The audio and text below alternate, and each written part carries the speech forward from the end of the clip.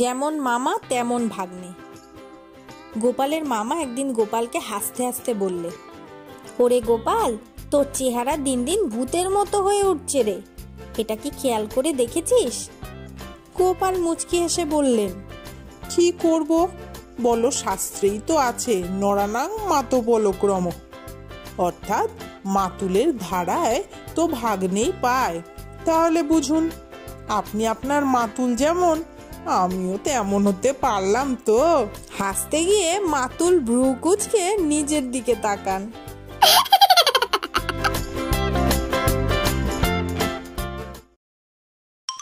কাশিতে মৃত্যু।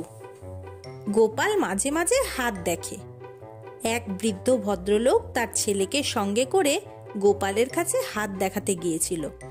গোপাল বেশ কিছুক্ষণ পরীক্ষা করে বলল, আপনার দেখছি মশাই কাশিতে মৃত্যু।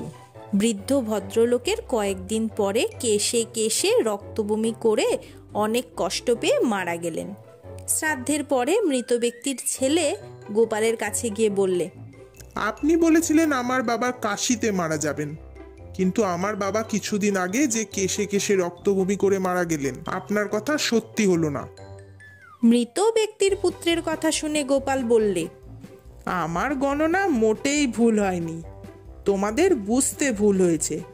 তবে কাশিতে না বলে কাস্তে কাস্তে বলা উচিত ছিল, ওটুকু ভুল ধরতে নেই। তোমরা বুঝতে ভুল করেছো, আমি কি করতে পারি? তোমরা ভুল করলে আমার কি দোষ?